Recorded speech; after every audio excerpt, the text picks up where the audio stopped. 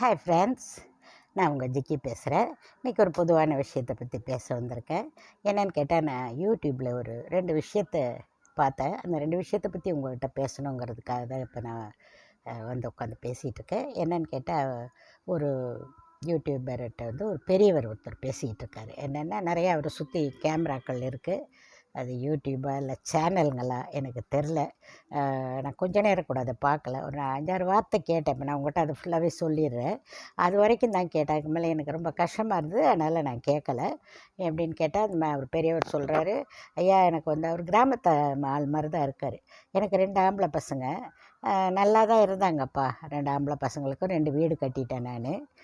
என் ஒய்ஃபுக்கு காது கேட்காது. 2 பேரும் நல்லா தான் இருந்தாங்க. கல்யாணம் பண்ணி வச்சோம். கல்யாணம் பண்ணி வச்ச உடனே கொஞ்ச நாள் நல்லா தான் போச்சு. திடீர்னு இப்போ வந்து எனக்கு வீடு வேணும் கொடு அப்படின்னு கேட்டானுங்க. நான் வந்து, எப்பா எனக்கு கொஞ்ச நாள் தான் நான் உயிரோடு இருப்பேன், கொஞ்ச நாள் தான் இருக்க போகிறேன். அது எப்படி பாருங்கள், மனுஷனோட பெற்று வளர்த்து என்ன எல்லா வாரமும் பண்ணவங்க அவங்கக்கிட்ட எப்படி பேச வேண்டியதாக இருக்குது பாருங்கள். இதெல்லாம் வந்து என்ன சொல்கிறதுன்னு தெரில நமக்கு. இருப்பேன்டா, அது வரைக்கும் இருந்துட்டு போகிறேன்டா, அப்புறம் வந்து எடுத்துக்கங்கடா, உங்களுக்கு தானடா அந்த வீடுன்னு நான் சொன்னேன். அவனுங்க கேட்கல. என் ஒய்ஃபுக்கு காது கேட்காது. இப்போவே எனக்கு வீடு வேணும், வீட்டை விட்டு வெளில போகணுன்னு சொன்னாங்க. நான் எங்கடா போவேன், நான் அதெல்லாம் போக முடியாதுடா, நான் செத்ததுக்கப்புறம் உங்களுக்கு எடுத்துக்கங்கடான்னு நான் சொன்னதுக்கு என்னை அடித்தானுங்க. அடித்து வெளியில் தள்ளிட்டு, என் ஒய்ஃபுக்கு காது கேட்காது, பின்னாடி பொற மண்டையிலேயே கட்டை எடுத்து அடித்தானுங்க அவர் ஒய்ஃபை. நான் அதுக்கு மேலே கேட்கல அப்படின்னு அவர் சொன்னார். இதை எதுக்கு சொல்ல வரேன் அப்படின்னா, நீங்கள் இன்றைக்கி இது வந்து அந்த ஏஜில் இருக்கிறவங்கெல்லாம் ஒன்றும் பண்ண முடியாது. எல்லாம் வந்து அவங்க எல்லாம் சேர்த்து வச்சுருப்பாங்க, பிள்ளைங்க குட்டிங்க. அந்த காலத்தில் மக்கள் எல்லாம் அப்படி தான். நம்ம வாழ்கிறோன்னா நமக்கு பிள்ளைங்களும் கஷ்டப்படாமல் கடைசி வரைக்கும் வாழணும். எல்லோரும் என்ன நினைப்பாங்க, நம்மளை வச்செல்லாம் காப்பாற்றுவாங்கலாம் அந்த காலத்தில் நினைக்க மாட்டாங்க. ஏன்னா அதெல்லாம் இயல்பு. தன்னாலேயே பெற்றவங்கள வச்சு கடைசி வரைக்கும் காப்பாற்றி அள்ளி போடுவாங்க. இதெல்லாம் நம்ம காலங்களில் பார்த்துருக்கோம். ஆனால் இப்போ அதெல்லாம் இல்லை. அப்போது அதனால் அவங்களெல்லாம் ஒன்றும் பண்ண முடியாது. அவங்களுக்காக பேசுகிற பேச்சு இல்லை இது. இதை வந்து பிடிச்சவங்க பாருங்கள், பிடிக்காதவங்க தள்ளி விட்ருங்க. எனக்கு மனசு கஷ்டமாக இருக்குது. இது மாதிரி நிறைய சந்திக்கிறோம். இந்த ஒரு மனுஷன் இல்லை, நிறைய பேரை நான் சந்திக்கிறேன். அதனால் சந்திக்கிற மீன்ஸ் இந்த யூடியூப்பில் பார்க்குறேன், நேர்லேயும் பார்க்குறேன் நிறைய. அந்த மாதிரி இதெல்லாம் பார்க்கும்போது கஷ்டமாக இருக்குது. அதனால் நான் பேசுகிறேன். என்ன பர்சனலியாக அதை நான் பேசுகிறேன். பிடிச்சவங்க பாருங்கள், பிடிக்காதவங்க நான் தப்பாக பேசுகிறேன்னு தெரிஞ்சால் தள்ளி விட்டுருங்க. நீங்கள் அதை கேட்க வேண்டாம். எல்லோரும் ஒரே கருத்தோடு இருக்க மாட்டாங்க இல்லையா? அதனால் சொல்கிறேன். என்ன சொல்லனா, இந்த மாதிரி இந்த காலத்தில் இன்றைக்கி இருக்கிற ஜென்ரேஷன் என்ன பண்ணுறாங்க, புருஷன் பொண்டாட்டி 2 பேரும் ஓடி ஓடி ஓடி ஓடி ஓடி ஓடி அந்த பிள்ளைங்களையும் கவனிக்க மாட்டேங்கிறாங்க. அந்த பிள்ளைங்களை யாருக்கிட்டையாவது விட்டுடுறாங்க. அதுங்க யாரோ வளர்க்குறாங்க, இல்லை கொண்டு போய் ஸ்கூலில் விட்டுடுறாங்க. அதுங்க தன்னந்தனியாக ஆதரவு அணைச்சி வளர்க்க ஆதரவு இல்லாமல் எல்லாம் அதுங்க தனியாக அணைச்சி வளர்த்தா என்ன, அணைச்சி வளர்க்கலாம் என்ன, இன்றைக்கி இதெல்லாம் கேட்கும்போது பிள்ளைங்கள சொல்கிறேன்.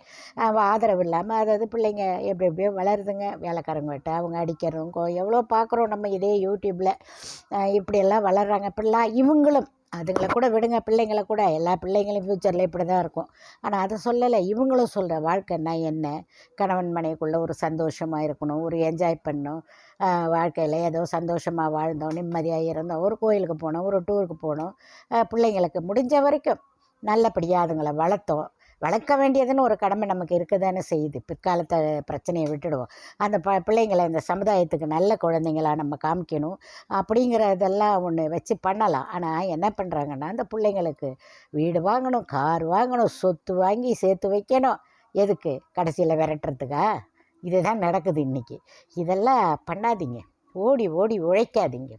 யாராவது ஒருத்தர் சம்பாதிங்க, 3 வேளையை சாப்பிடுங்க, நிம்மதியாக தூங்குங்க, சொத்து சேர்க்காதீங்க, படிப்பை சொல்லிக் கொடுங்க. எப்படி பார்த்தாலும் பிள்ளைங்க கடைசி வரைக்கும் தாய் தகப்பனை வச்சு காப்பாற்ற போகிறதில்ல. இருக்கப்பட்டவங்க என்ன பண்ணுறாங்க, ஹாஸ்டலில் கொண்டு விடுறாங்க. இதை தாண்டி இருக்கிறவங்க ஃபாரினில் போயிடுறவங்களும் அது வேலை தான் பார்க்குறாங்க. ஃபாரினுக்கு பிள்ளைங்களை நினச்சிட்டு ஒரு சிலர் தனியாக இருந்து அனாதை பணமாக தான் சாகுறாங்க. அந்த பிள்ளைங்களை வந்து பார்க்கவும் முடியறதில்ல. அவங்களுக்கு டைம் இருக்காது, ஃப்ளைட் கிடைக்காது. இப்படியெல்லாம் நிறைய நம்ம பார்த்துக்கிட்டு இருக்கோம், கேட்டுக்கிட்டு இருக்கோம். இதனால் எதுக்கு சொல்ல வேணால், ஃப்யூச்சருக்காக எதுவுமே பண்ணணும்னு நினச்சி எதுவும் பண்ணாதீங்க. படிப்பு மட்டும் படிக்க வச்சுருங்க. அவங்க ஃப்யூச்சரை பார்த்து. இன்றைக்கி உலகம் அப்படித்தான் இருக்குது. அதுக்காக இதெல்லாம் நான் சொல்ல வரேன். இவர் நம்ம விஜய் ஆண்டனி இருக்கார் இல்லையா, மியூசிக் டைரக்டர். ஒரு பொண்ணு கூட ஒரு குழந்தை கூட செத்து போச்சு இப்போ தற்கொலை பண்ணி. அவரும் அதே தான் யூடியூப்பில் 2 வார்த்தை தான் பேசினார். எவ்வளோ யோசிக்க வேண்டிய விஷயம் தெரியுமா?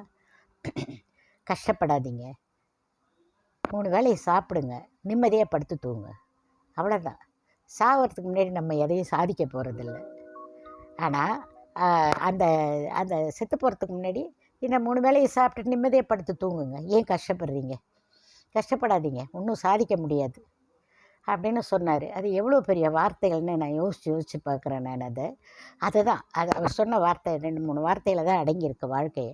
ஓடி ஓடி சம்பாரித்து இந்த பிள்ளைங்களுக்கு சேர்க்கணும், சொத்து சேர்க்கணும், அது சேர்க்கணும், இது சேர்க்கணும். உங்கள் நிம்மதியை இழந்துட்டு சுத்தாதீங்க.